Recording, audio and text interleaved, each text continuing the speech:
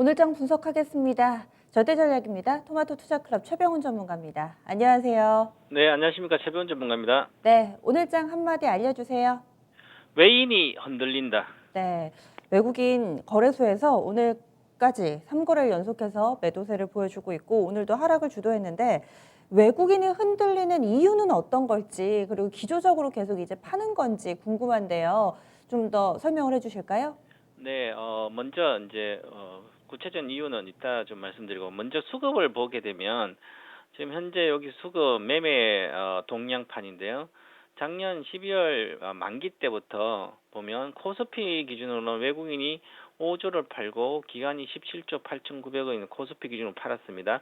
자, 그런데 이 외국인 5조를 작년 12월 만기 때부터 판 건데 지금 최근 들어서 1월 달에 26일부터 판 게 4조 1,540억입니다. 그래서 4조 1,500 외국인이 코스피 판게 그렇죠. 기간도 3주밖에 안 되는데 외국인들이 그동안 외국인들이 작년에 전체 작년 1월 2일부터 시작해서 올해 1월 중순까지 거의 25조 정도밖에 안 팔았기 때문에 시장에서 외국인이 매도나 매수 역할 즉 수급의 어떤 주체가 아니었거든요.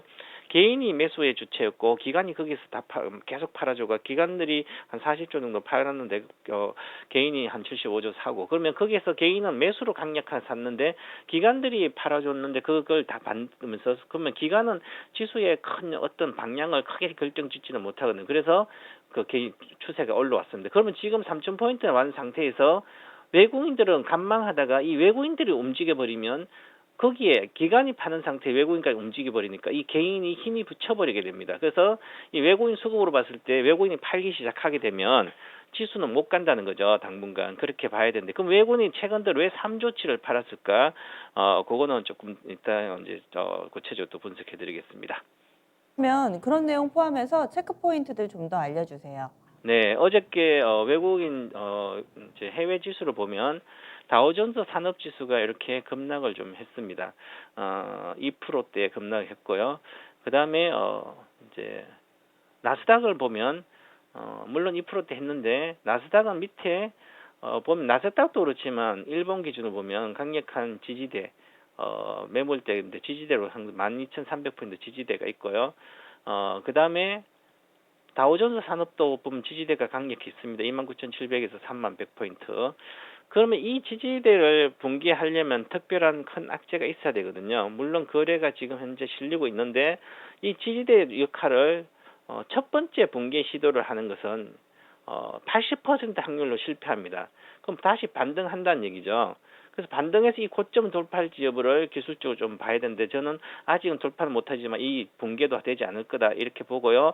그 다음에 나스닥 종합도 마찬가지 이것을 잠깐 더 내려가더라도 붕괴를 못하고 다시 반등할 걸 보이고 그리고 이 고점을 지금은 당분간은 돌파가 쉽지 않을 거다. 그렇게 보면 결과적으로 국내 증시도 미국에서 이렇게 정시가 이렇게 된 조정을 받는 것은 경기 회복 지연, 이제 백신도 지연되고 있고요. 그래서 경기 회복에 대해 지연된 우려가 나오면서 어떤 중국 이슈들이 중국보다는 경기 글로벌적으로 경기 회복이 지연된 우려가 있기 때문에 오히려 많이 다우존스 산업지수가 경기 관련주만은 안 좋게 흘렀습니다. 그래서 국내 지수를 이렇게 보시면 국내도 이제 외국인이 공격적으로 수급으로 보면 공격적으로 많이 팔았지만 공격적으로 외국인이 판 거에 팔아서 결과적으로 수급으로 결과적으로 외국인 팔아서 내려갔다고 볼 수도 있지만 그거보다도 왜 그러면 외국인이 팔까? 그 외국인의 공격적 매도는 바로 미국에서도 경기 회복 지연이 있고요. 그다음에 중국도 유동성에 대한 흡수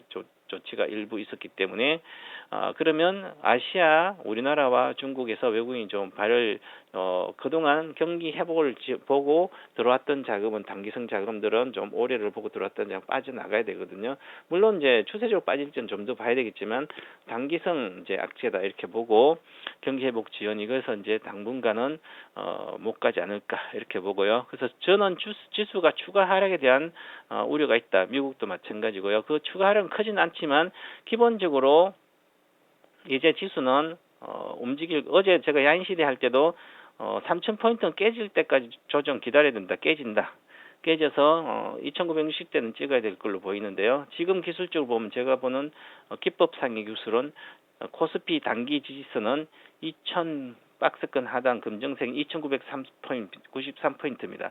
그럼 아직도 거의 100포인트 정도 내외는 하락을 해야만 반등을 한다는 거죠. 그래서 물론 추세적으로 여기 보시면 가일권이 들어갔다 내려왔기 때문에 내려오더라도 바로 또 내려가진 않고요. 내려와 반등하다가 다시 내려가죠. 그래서 지난번에 작년도 12월부터 시작해서 이렇게 계속 조정받은 거는 올해 작년 보시면 12월 초에 12월 행보했죠. 코스피가. 그 다음에 12월 하순도 급등했거든요. 그 다음 이번에 조정은 파동상 2파 조정이 만약에 2파, 4파 조정 파동이 다르거든요. 그래서 지그재그형 조정이 나온다 그랬죠. 그래서 크게 하락했다, 크게 반등하고 크게 하락했다. 이게 지속되고 있다. 그래서 이 3월 달까지는 아직까지 우리나라는 또 수급적으로도 공매도에 대한 확실한 결론이 안 나왔고요. 대형주 공매도가 재개된다면 시가총 50등, 그러면 100등이나 그러면 결국은 코스피 지수는 당분간 2, 3월 달까지 못 가지 않을까 그렇게 보고, 그럼 당연히 반도체도 못 가겠죠. 그래서 지금 현재 전체 오늘 관심 종목이 이렇게 100등을 보시면 삼성전자보다 하이닉스가 물론 최근에 올라가 하이닉스 훨씬 더 많이 빠졌습니다. 이게 무슨 의미냐면 하이닉스는 반도체 메모리 반도체입니다. 즉 경기 민감을 경기 관련된 가장 민감하게 올리는 반영된 주가에 반영된 게 메모리 반도체거든요. 그 메모리 반도체는 3개월 단위로 경기에 대한 우려 바뀔 수가 있기 때문에 지금 경기에 제한된 우려가 있기 때문에 급락하는 거거든요. 그래서 급락하더라도 반등은 크지 않을 걸 보이고요. 그래서 단기적인 추세선은 이제 벌써 깨졌죠. 깨졌다고 바로 내려갔는데 어느 정도 내려갔다 올라갔다 하면서 시간이 걸려서 이제 조정이 2, 3개월 동안 조정은 들어가 있다 이렇게 봐야 될 것 같습니다. 네. 네. 추가적인 조정 가능성 열어놔야 되고, 그리고 아마 숫자상으로 말씀드려야지 좀 더 시청자분들은 와닿으실 것 같은데 3,000선 살짝 이탈 가능성 열려 있습니다. 최병훈 전문가가 보는 기술적인 하단 라인은 2,993포인트 정도로 제시를 해주셨는데요. 그러면 내일장에서는 어떤 부분을 봐야 될까요? 내일장도 계속해서 좀 이렇게 지지부진한 시장 움직임을 예상해 볼 수 있는 건지 전망 알려주세요. 네, 이번 주는 뭐 반등도 쉽지 않을 걸 보이고요. 다음 주는 좀 반등할 걸 보이지만 전체적으로 오늘 시장에서 시그널을 좀 찾으면 될 것 같습니다. 올해 시그널. 지금 어닝 시즌이 들어간 상태도 우리도 미국도 그런 상태예요. 실적이 잘 나와도 4분기는 안 가는 게 많고요. 오히려 또 올라간 게 있는데 그 대신 올해 실적 좋아지는 것. 2021년 실적이나 그리고 수급이 개선 종목을 봐야 된다. 오늘 올라간 주식이 바로 올해 주도가 될 가능성이 높다. 이렇게 아직은 뭐 좀 더 봐야 되겠지만 그래서 보시면 삼성전자, 하이닉스 못 가지만 LG화학이 반등해줬고 물론 최근에 좀 빠져서 그런 것도 있고요. 네이버 오늘 크게 좀 올라가 있고요. 네이버는 이제 컨텐츠주의 수혜. 앞으로는 이제 컨텐츠주가 추세적인 장기적인 상승을 하지 않을까 그렇게 보이고 네이버, 카카오 좋게 봐야 될 것 같고요. 그 다음에 현대모비스는 자율주행차 수혜주고요. 그럼 또 코스피 이렇게 100을 오늘 상승 종목이 15개, 16개 정도 되는데요. 많이 빠진 주식들은 이렇게 기존에 올라갔던 주식들 중에 많이 빠진 게 있고요. 요즘 바이오도 안 좋은 건 안 좋거든요.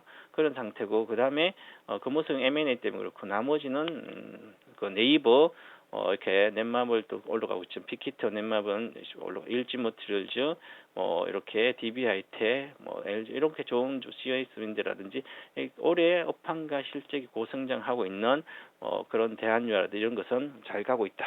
이런 쪽이 올해 실적과 또 수급도 개선되는 그런 종목을 보시면 한번 LG모티리얼즈도 올해 오늘 7만 원 정도 찍었었는데요. 수급 중에서 보면 이렇게 보면 오른쪽으로 기관가 계속 사고요. 외국인들은 행보하죠. 기관이 많이 사고 기관이 사는 것 중에 ETF라든지 관련된 기초 파생상품 기초 상품에 들어가야 되는 금융 투자에 계속 사고 있습니다. 다른데 물량. 그러면 오늘 또 사기 때문에 향후에는 이런 펀드 관련된 거나 ETF 관련된 여러 가지 상품에 기초가 들어가고 있기 때문에 수급이 아주 좋은 상태라서 올해 이 업황 동박 업황은 한 100% 시장 성장 예상되기 때문에 수급적으로 봤을 때 그렇고요. 그래서 네이버 같은 것도 좋고요.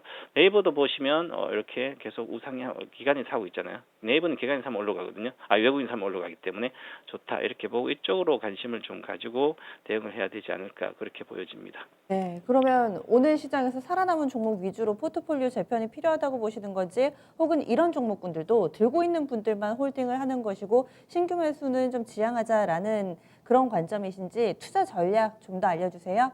예, 기존 있는 분들은 기존에 갖고 당연히 보유를 해야 되고요. 팔면 못 산다. 지수가 3,000포인트 왔기 때문에 팔면 비싸다가 생각 못 사기 때문에 보유해야 되고 그러면 없는 분들은 다른 거를 경기 민감주나 다른 것을 실적이 기반되지 않은 주식을 비중을 축소해서라도 이번 장에서 이쪽으로 진입을 해서 그래야만 계좌 수익률이 맞출 수 있다 이렇게 보고요. 그렇게 보고 있습니다. 네. 아, 그렇군요. 예, 알겠습니다. 자세한 말씀 고맙습니다. 감사합니다. 네, 최병호 전문가는 추가적인 조정 가능성 내다보고 있습니다. 그래서 3,000포인트 살짝 이탈할 수도 있다. 2월, 3월 정도까지는 약간의 좀 지그재그형 조정이 이어지지 않을까라는 분석도 함께 나왔습니다. 실적이 뒷받침되는 종목 위주로 포트를 재편하지 않는다면 현재 시장 분위기를 이겨내기란 쉽지 않을 거라는 조언도 함께 나왔으니까요. 여기에서 언급된 종목 네이버, 일진머티리얼즈, 대한유와 같은 종목입니다. 오늘 장에서 살아남은 종목 어떤 게 있나 좀 둘러보셔야 될 것 같습니다. 이런 상황 속에서도 실적 발표는 꾸준히 이어지고 있습니다. 오늘 장 마치고 나서 포스코하고 삼성 엔지니어링 이런 쪽에서 실적 발표가 되네요. 포스코 같은 경우는 코로나19에도 선방했다라는 평가 받고 있습니다. 지난 한 해 동안에 포스코의 영업이익 40% 정도 줄어들기는 했는데요. 시장 대비 그리고 또 코로나19 대비로는 선방했다라는 분석들 나오고 있습니다. 여러분들 가진 종목군들 실적 발표 나오는지 그리고 일정은 어떤지 좀 잘 체크하시면서 내일장 든든하게 준비해 보시기 바랍니다. 종목 고민은 이어지는 진짜 쉬운 진단 시간 활용해 보시고요. 전 여기서 인사드립니다. 지금까지 다양한 투자 판단에 대한 도움 말씀드렸고 종목의 상승과 하락을 보장하지는 않습니다. 내일 다시 찾아뵙겠습니다. 고맙습니다.